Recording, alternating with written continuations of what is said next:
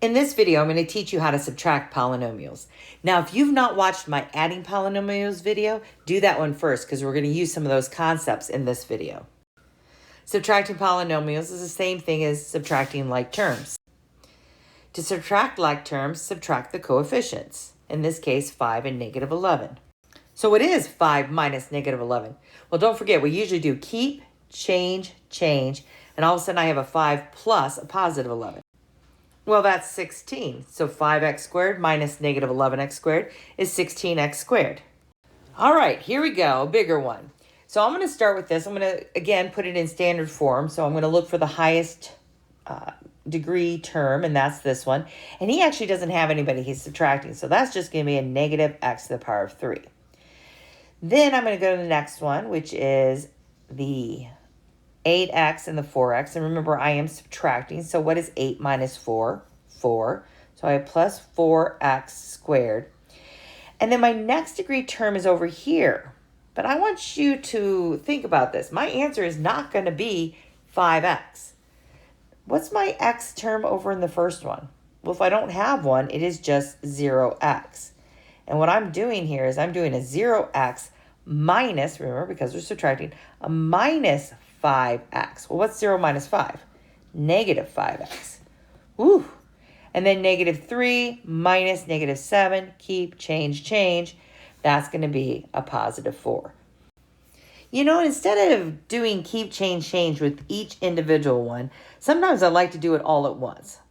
So if you look right here at the minus sign in front of the second polynomial, that's the same thing as having a negative 1 that just distributes itself to all of these. And so they all change their opposite signs. So one way I like to do this, let me write this one down here, minus 3x squared plus 5x, is I like to say keep it and then change it, change it, change it. And when you do that, now you're just treating it like an addition problem, like we did in the other video. So here we go. Like terms, this one and this one. That becomes a 2x squared. Oh, cubed. And then I have a negative 3x squared plus a negative 5x squared gives me a negative 8x squared.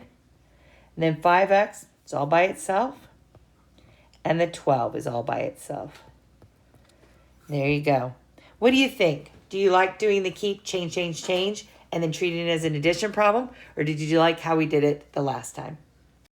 If you remember in the addition program, I showed you a stack and add. So we can do that, but the first thing I want to do is I want to change everything in the second parentheses to its opposite. So keep this, and then change, change, change, and change. And I'm going to stop here and do my little teacher mode. Sometimes why students have so much trouble with adding and subtracting polynomials is they're always trying to do it in their head instead of writing it out. You got to write it out. If you want to go fast, you actually have to write it out. It will make you go faster. All right, so we're going to stack this. I'm going to have an x third here. I'm going to have 5x squared. Looks like a negative 3x. The 2x squared will go here underneath the 5x squared. Then a 4x to the third goes underneath this one.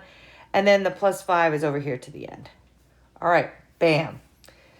Coefficients. Remember, this is a 1. So 1 plus negative 4 is negative 3, and then x cubed.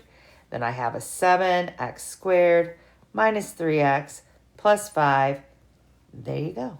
That's how you do it. Go ahead and have some fun.